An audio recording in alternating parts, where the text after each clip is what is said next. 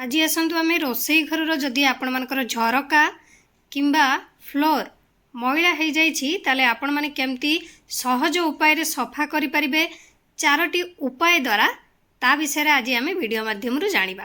ताले चलतु वीडियो आरंभ करवा।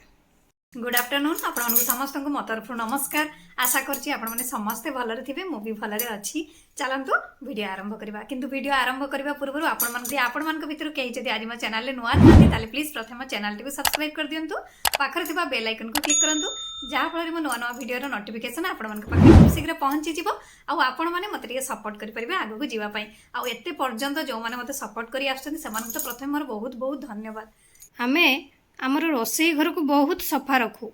प्राय प्रत्येक दिन यार प्रत्येक कोण को आमे सफा करि थाउ किंतु एक स्टिकी रोसई घर विंडो को किपरि सफा करबा से विषय आमे बहुत चिंता करथाउ। याकू सफा करिबार सहज उपाय आसंतु आमे जानिबा। एक परिष्कार रोसई घरे काम करिबा एक भिन्न आनंद थाए। जेतेबेले आमे रोसई करिबा पई एक परिष्कार रोसई घरे प्रवेश करू आमर समस्त थक्का दूर हो जाए। किंतु रोसई घरे किछि जिनिस अछि जहाको सफा रखिबा सहज नुहे एवं सेथि मध्यरु गोटिए हेउछि रोसई घरर झरका। प्रतिदिन रोसई घरर झरका बाष्प एवं धूली जगु मैला एथिरे लागि जाए एवं एहाकु सहजरे सफा करिबा एक सहज कार्य परि मने हुए नाही।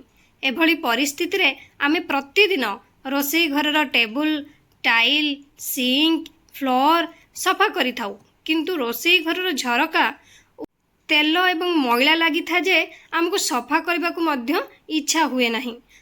ताहले आज आसतु आम एमती गोटे सहज उपाय देखा किछिटा जोटा कि से ताको आम अप्लाई करी हमर रोसई घर जोटा कि स्टिकी विंडो को पूरा पूरी चकाचक करि परिबा। फास्ट उपाय रे आपण माने 2 कप पानी नियंतु सेथिरे 2 चामच बेकिंग सोडा मिशांतु। वर्तमान यह भल भाव मिसई नियंतु एक स्प्रे बोतल रे भरी दियंतु। तापरे एही स्प्रे बोतल को आपण माने आपणकर रोसई घरे रखंतु। प्रत्येक दिन आपण माने झरका रे एही सॉल्यूशन टाको स्प्रे कर दियंतु। 10 मिनिट छाड़ी दियंतु। तापरे आपण माने गोटे बाली कागज नियंतु। बाली कागज द्वारा टिके घोसी दियंतु। तापरे आपण माने कपड़ा रे पोछि दियंतु। देखियो विंडो आपणकर पूरा पूरी चकाचक हे जिवो। नहले सेकेंड उपाय रे विनेगार केवल खाद्यर स्वाद को उन्नत करे नहीं बरं सफा करिबारे मध्य साहाय्य करिथाए। जदि विंडो बहुत स्टिकी हो जाइछि तेबे आधा कप विनेगार नियंतु।